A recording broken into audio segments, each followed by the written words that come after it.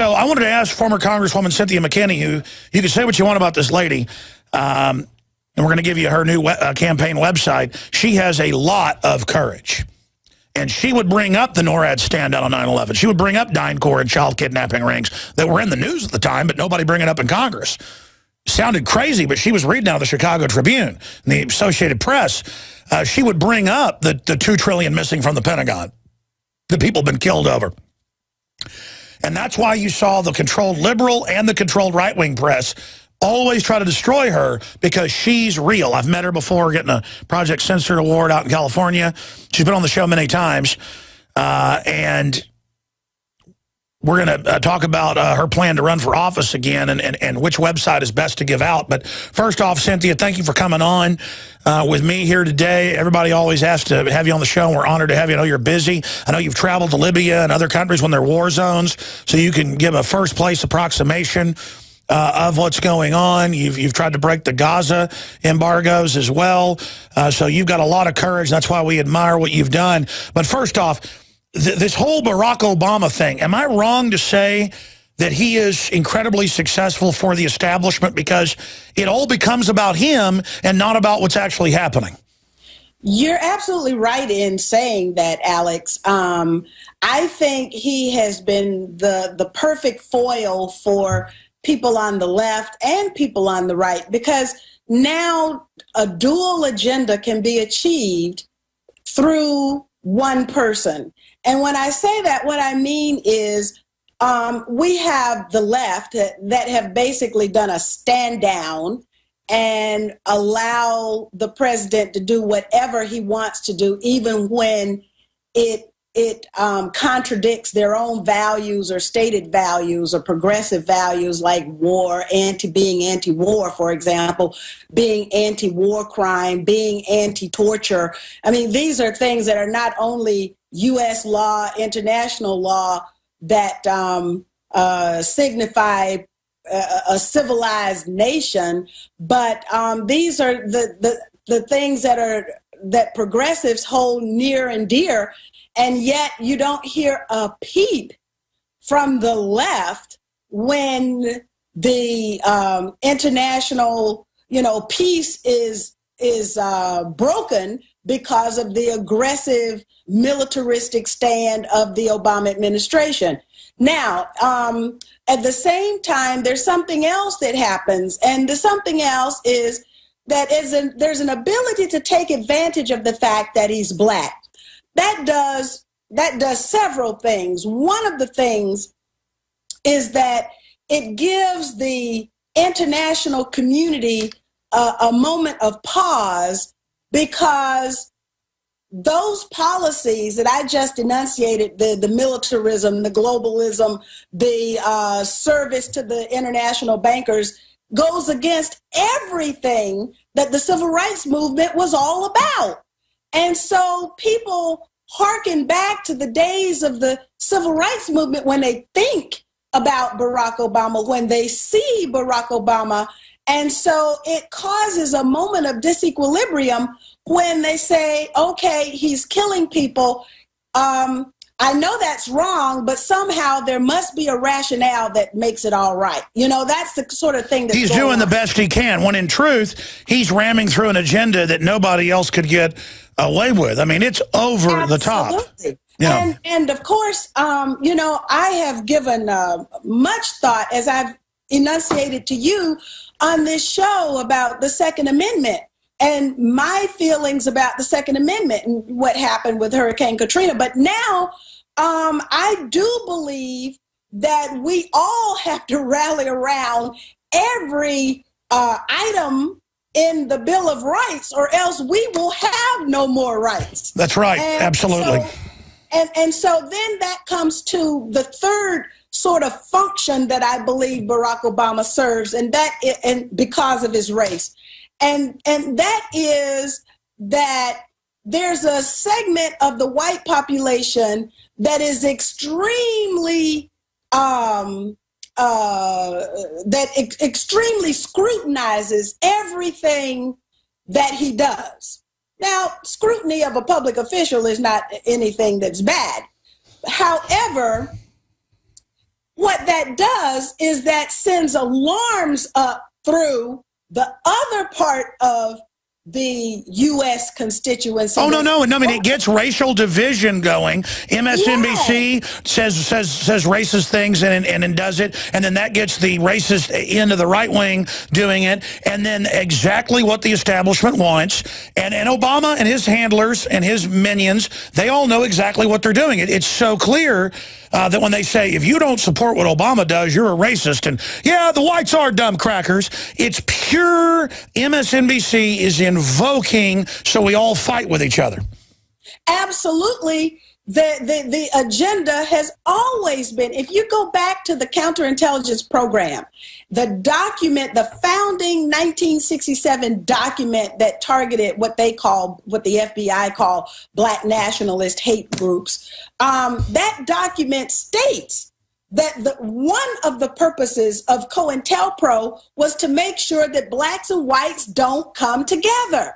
So with that in mind, what is it that we can do to foil their plan by coming together? How can we come together and deal with this race issue so that we deal with it once and for all, and then we can focus our eyes where they belong on the international bankers and all the rest of them who have come together to take away our rights? Absolutely. I mean, how do we do that? Because even though I covered the Trayvon Martin thing, you had to, and covered that it was divide and conquer, even covering it still divides and conquers.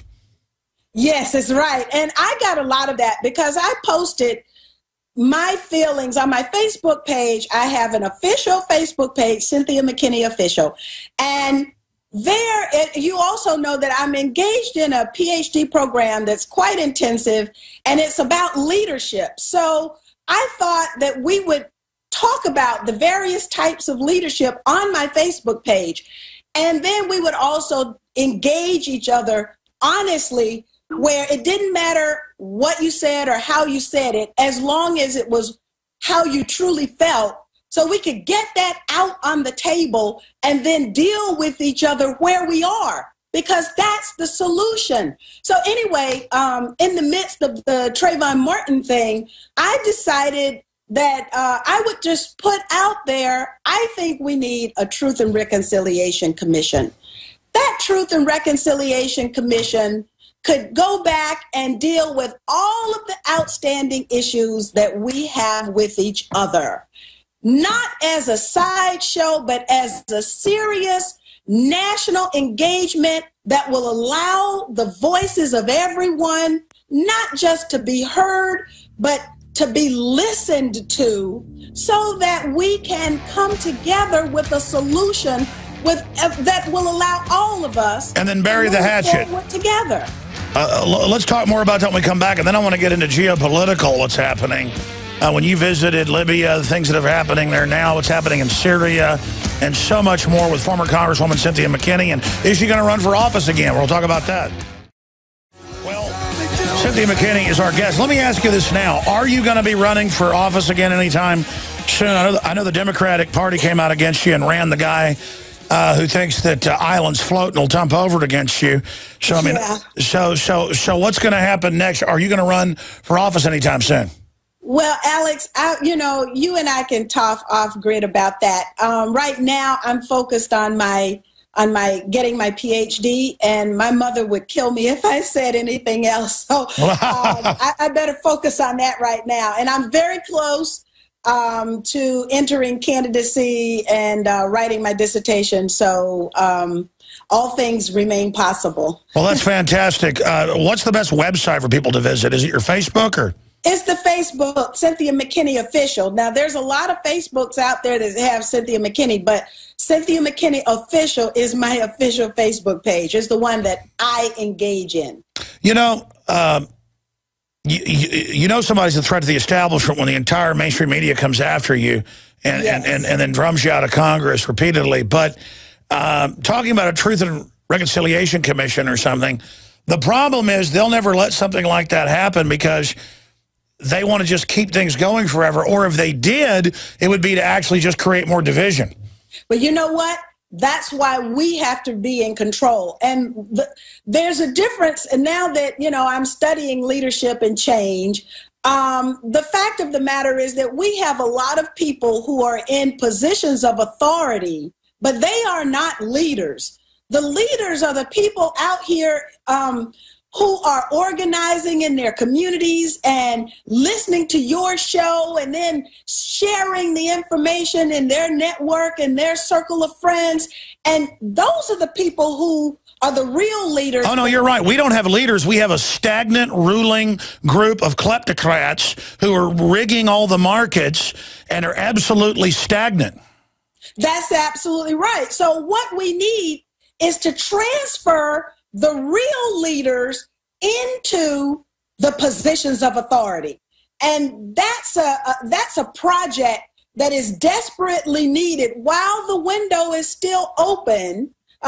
You mentioned Star Trek. Well, Battlestar Galactica has the Cylons.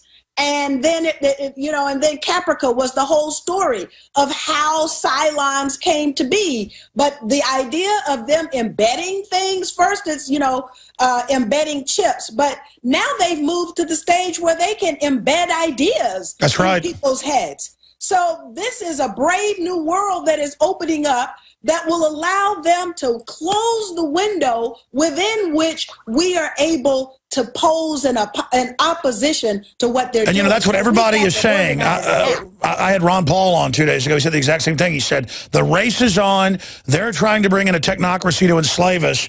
And that's what you're saying separately. Everyone who studies this gets a chill up their spine, realizing that our world's being turned over to the most cold-blooded, anti-human scum.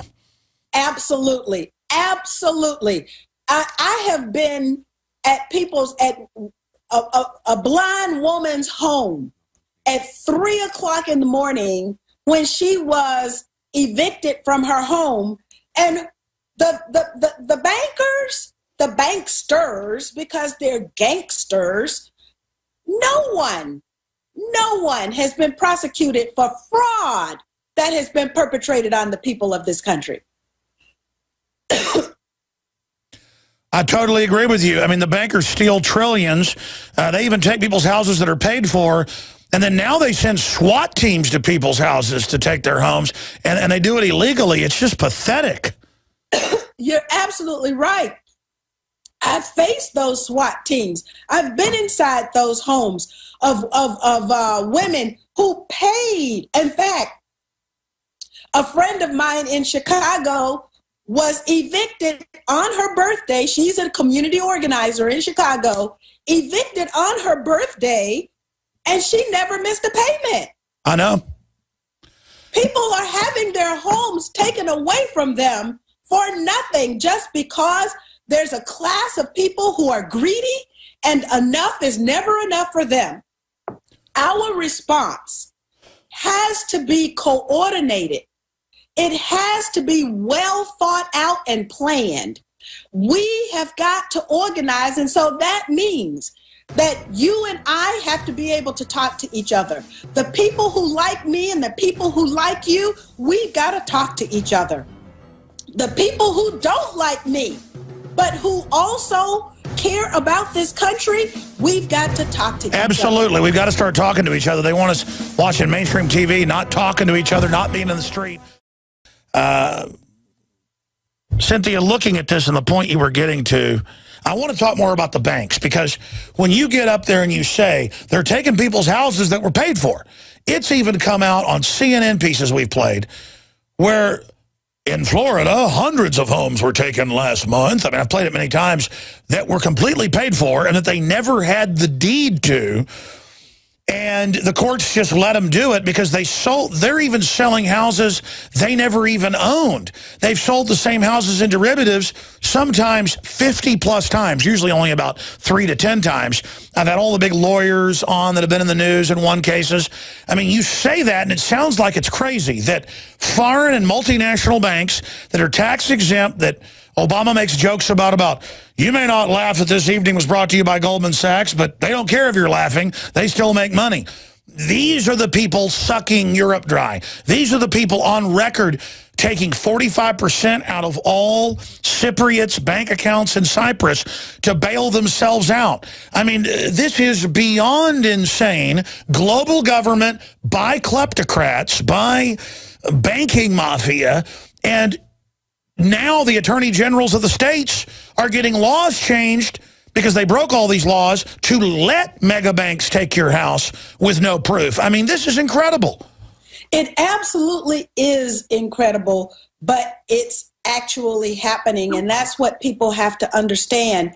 Don't wait until it happens to you in order to start fighting back.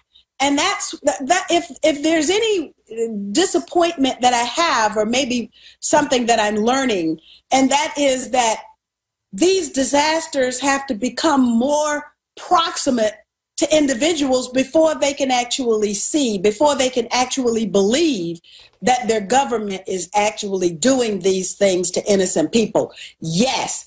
And the people who have these positions of authority, who we vote for every 2, 4, and 6 years, ought to be looking after us, and they are not. They ought to be holding the word accountable on the tip of their tongue. Wow. At every meeting. But that doesn't happen. And the Congress is charged with the responsibility of oversight of what the executive branch does, as it is the one that creates the policy. But if you look at the judiciary throughout the country, there's an individual here in the state of Georgia. I only know him as Lawless Bill, but he went to every one of the 50 states and he recorded by video individuals who had run up against corrupt judges, a corrupt judicial system. And of course, people were coming out of the woodworks in order to tell their stories. It's called their story. It's called Lawless America. And you can look at it online, Lawless America. But there are people like Bill who, and now of course he's suffering when people assume the mantle of leadership, then you can of course expect them to come back. Well, Cynthia, you know, it's funny. I want you to continue along this line, then we're going to have some phone calls. During the break, I was thinking, why are we becoming so evil?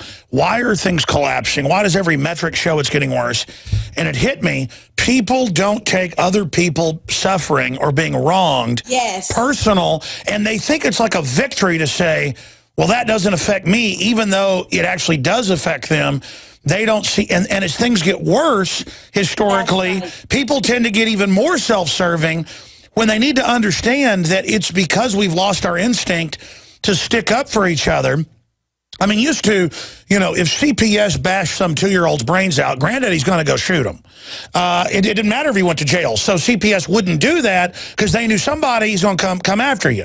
And now people just go, well, cop shot me in the back or killed my kid for no reason, I'm not going to do anything. Or somebody kills a cop, nobody does anything. I mean, we see a cop in Austin run over for an hour, bleed in the street, nobody helps them. And it wasn't because they were a cop, that people don't help anybody. And it's this attitude of, I'm going to get ahead worrying about me. What type of, like these people euthanize their old folks or don't even visit them in the nursing home.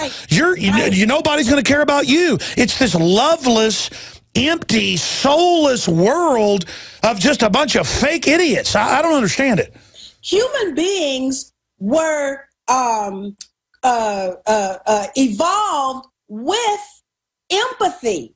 And that's what we're talking about. So, you know, if I come onto your show and I talk about loving my neighbor and loving humanity and loving humankind, you know, I sound like, you know, what's she tripping on? But that's what we've absolutely lost. And when we lose that, we allow the sociopaths and the psychopaths, people who don't have any sense of remorse, any sense of empathy, no sense of compassion for anyone else, we allow them to step on us and take over, and then take over. That's it. I mean, it really. And are you noticing that either people are becoming more human and loving again, Or they're becoming more sociopathic, almost psychopathic, like they're into manipulating. They actually know about all this info, but they make the decision to prey on people. Well, look, I think, you know, one of the things that we were supposed to get around to, and I fear that we might not, so I'm going to bring it up now. Yeah, bring it up now. Benghazi. Oh, no. In fact, I forgot. That's why I wanted you on. Go ahead. Yeah. Because I heard you on another show a few weeks ago, and I said, please get her. And, yeah, let's bring that up. Because it's clear. I mean, you know, I don't have access to anything except my own common sense, right? And my experiences of knowing what a government is capable of doing. And you've been to Libya. That's right. And I've been to Libya many times. Now, what was clear to me is whatever that operation was that was going on in Mexico, fast and furious, for whatever purpose was being served, the same gun running was happening in Benghazi. Now, I don't have any proof. I just have a gut feeling. I have my instinct based on previous experience that that's what was going on. So I will not be surprised. We already have had one member of Congress to publicly state that the Obama administration is telling people they've got to change their names so that Congress can't find them in order to ask them about what was going on in Benghazi. And that's right. By the way, I've talked to a bunch of people, day one, NSA, Pentagon, and State Department. They all said what you just said. It was a gun running operation, a missile running operation. So we know they're lying in order to stand down. They wanted something covered up. That's exactly right. That's exactly right. Now, what is it that we are supposed to do when we see that they have lied to us and a crack has come open in the veneer? We have to go inside it for everything that it's worth. We've got to have, and if our elected representatives fail to do it, then we need to kick them out too, because they are part of the problem. If they won't investigate on our behalf, then they are a part of the problem. And absolutely, and it's admitted the Republicans are helping cover it up because it's all part of the same criminal combine. I mean, from the best I can get, the ambassador was not going to transfer heat-seeking missiles to al-Qaeda. The Turkish ambassador was there and got mad that they wouldn't do it.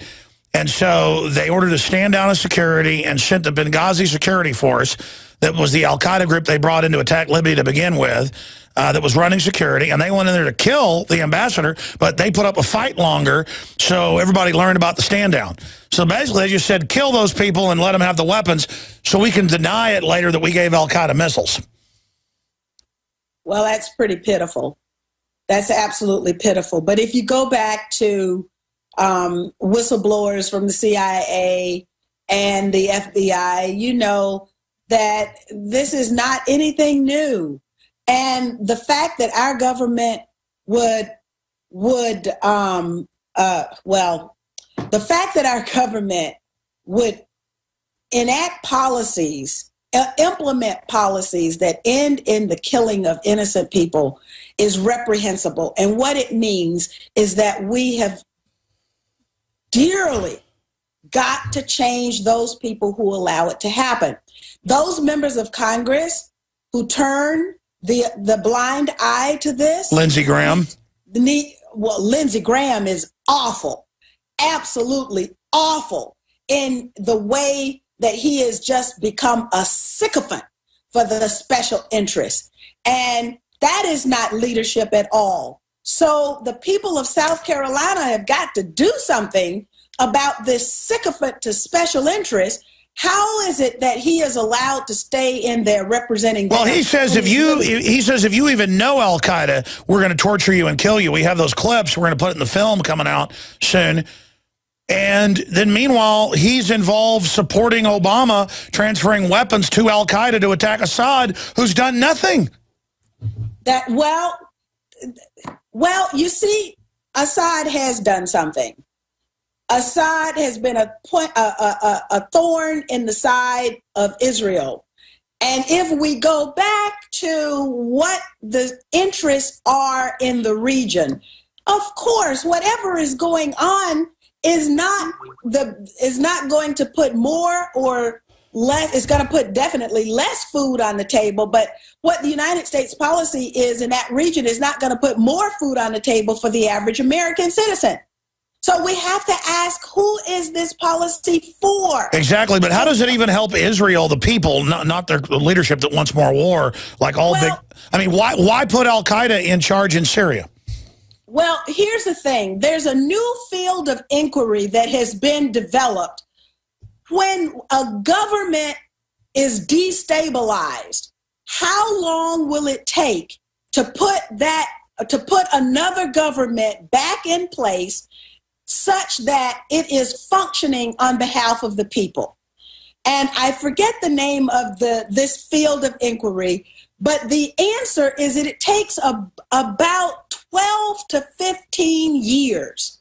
So imagine what a country can do to consolidate its own position if it's got 12 to 15 years in which to do it. Imagine how quickly the noose has been tightened around the Bill of Rights right here in our own country in fewer than 15 years. So if we look at what can happen in terms of Israel being able to have suzerainty over the entire region, remember, Israel has a nuclear triad. That means they can launch nuclear weapons from air, land, and sea. And they're the only game in town that can do that. But that is changing. So if you destabilize the region, then you have that suzerainty for at least 12 to 15 years longer. No, that's right. And then bottom line, destabilize, put al-Qaeda in, have them wreck everything. And then the public's so dumb, you'll go fight them 5 years later and blow them up again as a way to just kill more people. And it's totally cold-blooded. And I don't even think the average Israelis, from what I read in their paper, understand that, just like the average American. And then again, you use the threat of al-Qaeda to take our liberties here at home when it's totally synthetic. First of all, you create al-Qaeda. Yeah. And then you beef up your military and everybody's military around the world so that you can fight al-Qaeda. NATO is an anachronism. NATO should have been dismantled the day after the Berlin Wall came down. That's right. And if not then, certainly with the implosion of the Soviet Union. But now there are people who want us to believe China is our enemy, Russia is our enemy, al-Qaeda is our enemy, each other, we fellow Americans are our enemies. And as long as we practice this kind of destabilization, not only in our neighborhoods, but globally, then the same people walk away as winners. You just said it. It's full spectrum dominance. It is getting everybody to fight with each other while these multinationals are tax-free with diplomatic immunity, playing us all off against each other, selling weapons to both sides, selling racism to both sides, selling division. I mean, they run the world. The globalists playing everybody off against each other. It's totally sick. But now, Alex, we've been losing, and I'm sick and tired of losing. Well, I want to hear about how you think we win and take some phone calls with former Congresswoman Cynthia McKinney. Smart lady, folks, as you can see there. Laying it out, it's how it all works. This is what our upcoming film, The Obama Deception 2, is all about. Stay with us. Getting into taking things back, I think it's realizing the real political system we have is a sham. And I think that's happening. That's why you see the police state being put in place. But we have to reach out to the enforcers as well so they understand what's happening. And I got to tell you, more and more, I do see the police and military I talk to aware of what's going on. Cynthia McKinney, what do you say? Well, that's why I've reached out to the Oath Keepers, and I always say whenever I'm in a public forum that I respect the Oath Keepers. In fact, when we were, not we because I wasn't a part of that, but the soldiers, there's a film called Sir No Sir that documents the refusal of soldiers in Vietnam to actually fight. And so we've got to have some people who will say, yes, I am involved on the inside, but I am not going to become a tool of oppression for the people. It just comes down to saying no. I think that's the big part of the solution if you're in an unjust war. Imagine, too, if you're drafted to go to a war and you learn that the bankers are selling the weapons to the North Vietnamese on top of it. I mean, it's all just a moneymaker, just like they're funding Al-Qaeda and the Taliban. Ted in Arizona, thanks for holding. You're on the air with Cynthia McKinney. Go ahead. That's how you doing? Pretty good, sir. Go ahead. Yeah, I'm just curious to know, does any one of you know of a company by the name of Westat? They're going to begin pretty shortly here doing in-home collection of cheek cells, urine samples, and I believe blood samples, and it's going to be, I think, in about 239 different U.S. cities. I mean, it's a done deal, but do you have any idea? Yes, sir. Well, they're actually having police checkpoints where they act like it's the law and take cheek samples because they don't have to cut you. The inner cheek cells flake off, and they're now taking it at warrantless checkpoints. And yes, I am aware that they're coming to people's doors offering them money. They want the DNA database. Cynthia, this is just all more of the science fiction movie we're living in. Yes, you're absolutely right. And of course, this is another thing that started, if you look at what's happening in the Black community, they would set up roadblocks and they would take the DNA swabs. They say, okay, someone has a criminal act has been committed and it was a Black man that did it. So we've got to go in and take a DNA swab out of every Black man. In Louisiana, they did it in whole cities. That's exactly right. So my point is that just pay attention to what's happening and know that if you don't stop it over there, it's going to come and visit you. So you have to stop it over there. The body cavity searches. Remember, that's what was happening in San Antonio on the streets, Latino and Black men. Now, white women are having their cavity search. It's amazing what, and I am surprised. By the way, we've got the Black ladies on tomorrow that happened to. We're trying to get the two white sisters as well. But can you imagine the same glove, too? I mean, that's rape. And the cops just do it now. Here in Texas, I see the state police. I'm actually scared now. Because, I mean, somebody trying to, I mean, I don't know, it's pretty scary to know now they want to do that. Right, exactly. And they'll do it to anybody. And this is the message that if we don't come together, like reaching out, I'm not familiar with this company, but please, I know you probably have it posted, and I will look and search because I need to know more about it so I can warn more. Look, I know people. You've got to... Do not submit under any circumstance. Sure. Do not submit. Yeah, I know you've got to go soon. Can you do 5 more minutes with us? Yes, yes. Well, okay, 1 minute break. We'll do a little bit of overdrive. That's pretty much customary now. And thank you so much. We'll look more into that Westat company and get details, Ted. Thank you so much. We'll talk to Darren and a few others on the other side with former Congresswoman Cynthia McKinney. I tell you, she is a ball of fire. We've got a story up on Infowars.com. Russian military joins race to engineer killer robots. And the first commenter says down here, if it turns out like their AK-47, we'll be in trouble. The point is that we shouldn't let our governments engineer our own destruction, all because the military-industrial complex went crazy. That's what Eisenhower warned us about. That is not some, far-out idea, folks. We need to decide on a good civilization, not a nightmare civilization. Former Congresswoman Cynthia McKinney is our guest. Quick final calls for her. She's held over to take them. Darren, and then we'll try to go to D and others. Or no, Richard, you said was up first. Richard, you're on the air. Go ahead. Hey, thanks for taking my call, Mr. McKinney and Mr. Jones. I got a quick question.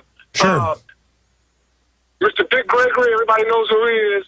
Mr. Steve Coakley and Mr. Williams Peppers put out a very intense documentary on YouTube proving that Jesse Jackson and Billy Giles and some other very prominent blacks and whites were in on the assassination of Reverend Dr. Martin Luther King Jr. Is there any possibility from what you've been hearing, Ms. McKinney, from the inside, is Jesse Jackson ever going to be brought to any kind of justice for that? Well, that's an excellent question. And actually, when I was in the Congress, I held an 8-hour conference on the the assassination of Dr. King. And there I had Judge Joe Brown, I had William Pepper, I had Martin King III, I had Phil Melanson, who was a friend of James Earl Ray. And the story that's out there is not an accurate story. If you go to doj.gov and put in the search, the Justice Department website search, MLK, you will see the story, the report that was issued under Janet Reno. And if you look at the SCLC minister, that SCLC minister is never named, but that SCLC minister is Jesse Jackson. And then there's the Memphis minister. And that Memphis minister is never named, but that actually conforms to what we now know about Reverend Billy Kyles. So there's a lot of information that needs to come out. Absolutely. But to be brought to justice, yes. And we won't be hearing Obama at the Martin Luther King thing where he poses as Martin Luther King talking about that. And then, of course, Jesse Jackson went on to do exactly what he was told. I want to get Dick Gregory back on. He hadn't been on in a few years. He's a listener. We've got his number, or at least we did. If we don't, we'll get it from Cynthia. I want to get him back on. We just had William Pepper on about a month ago. So that's a great idea. I should get them back on. A good point, caller. Thank you for raising that point. Look, I've got all these other callers for the guest, but I'm just not going to be able to get to you. I apologize. The other callers. I'll have to get back to you tomorrow if you can get in on the show. But just on that point, look at what Jesse Jackson then did after all those years, playing the part of playing division, the race card, to actually get different groups to dislike each other. I mean, it's just like a boxer throwing a boxing match or something. Well, if you go to the COINTELPRO papers, and specifically the church committee reports, you will see where the number 2 at the FBI focused his attention on creating a leader for Black people that would be acceptable to the political elites. And that was the program that was carried out. All we have to do is go back and read, and then we'll understand what's happening now. You know what? Give us a history lesson, because I know you were there for those hearings and testimony, and you have all the research. This is on record. Let's get you back sooner than 6 months. Come on in a few weeks or a month, and let's give a history lesson on all that. Okay. Congresswoman Cynthia McKinney, thank you so much for spending time with us. Thank you. Bye-bye. What a great lady. We'll be back, folks.